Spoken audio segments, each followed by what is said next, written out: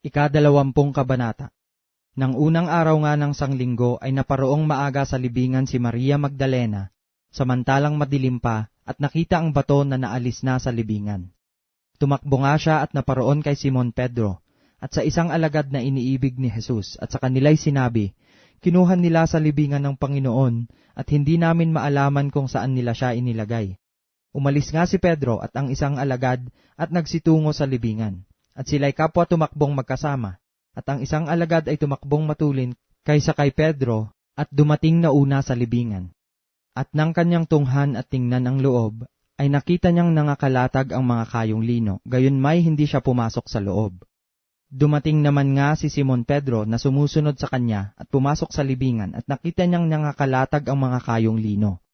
At ang panyo na nasa kanyang ulo ay hindi kasamang nakalatag ng mga kayong lino, kundi bukod na natitiklop sa isang tabi. Nang magkagayoy pumasok din naman nga ang isang alagad na unang dumating sa libingan at siya'y nakakita at sumampalataya.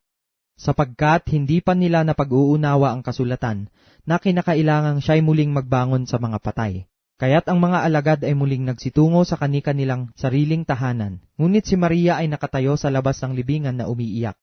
Sa gayon, samantalang siya'y umiiyak, siya'y yumuko at tumingin sa loob ng libingan, at nakita niya ang dalawang anghel na nararamtan na nangakaupo, ang isa'y sa ulunan at ang isa'y sa paanan, nang kinalalagyan ng bangkay ni Jesus. At sinabi nila sa kanya, "Babae, bakit ka umiiyak?"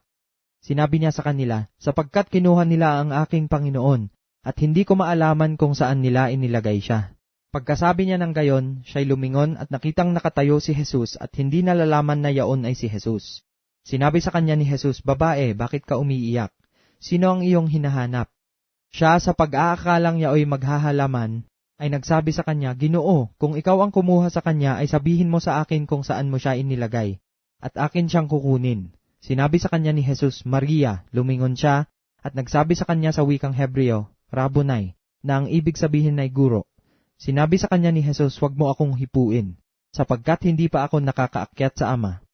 Ngunit pumaroon ka sa aking mga kapatid, at sabihin mo sa kanila, aakyat ako sa aking Ama at inyong Ama, at aking Diyos at inyong Diyos."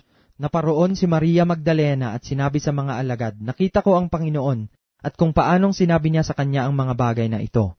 Nang kinahapunan nga ng araw na yaon, na unang araw ng sanglinggo, at nang nangapipinid ang mga pintong kinaroroonan ng mga alagad dahil sa katakutan sa mga Hudyo, ay dumating si Jesus at tumayo sa gitna, at sa kanila'y sinabi, "Kapayapaan ang sumainyo."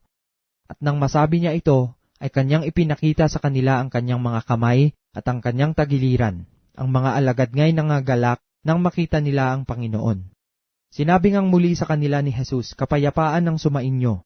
Kung paanong pagkasugo sa akin ng Ama, ay gayon din naman sinusugo ko kayo." At nang masabi niya ito, sila'y hiningahan niya, at sa kanila'y sinabi, "Tanggapin ninyo ang Espiritu Santo. Sino mang inyong patawarin ng mga kasalanan, ay ipinatatawad sa kanila. Sino mang hindi ninyo patawarin ng mga kasalanan, ay hindi pinatatawad." Ngunit si Tomas, isa sa 12 na tinatawag na Didimo, ay wala sa kanila nang dumating si Jesus. Sinabi nga sa kanya ng ibang mga alagad, "Nakita namin ang Panginoon." Ngunit sinabi niya sa kanila, "Malibang aking makita sa kanyang mga kamay ang butas ng mga pako, at maisuot ko ang aking daliri sa butas ng mga pako, at maisuot ko ang aking kamay sa kanyang tagiliran, ay hindi ako sasampalataya." At pagkaraan ng 8 araw ay muling nasa loob ng bahay ang kanyang mga alagad at kasama nila si Tomas. Dumating si Jesus nang nangapipinid ang mga pinto at tumayo sa gitna at sinabi, "Kapayapaan ang sumainyo."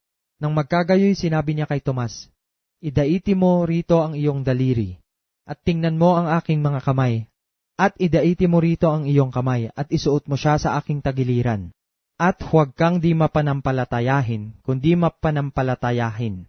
Sumagot si Tomas at sa kanya'y sinabi, "Panginoon ko at Diyos ko." Sinabi sa kanya ni Jesus, "Sapagkat ako'y nakita mo, ay sumampalataya ka. Mapapalad yaong hindi nangakakita, at gayon may nagsisampalataya." Gumawa rin nga si Jesus ng iba't ibang maraming tanda sa harap ng kanyang mga alagad, na hindi nangasusulat sa aklat na ito. Ngunit ang mga ito ay nangasulat, upang kayo'y magsisampalataya, na si Jesus ay ang Kristo, ang anak ng Diyos, at sa inyong pagsampalataya ay magkaroon kayo ng buhay sa kanyang pangalan.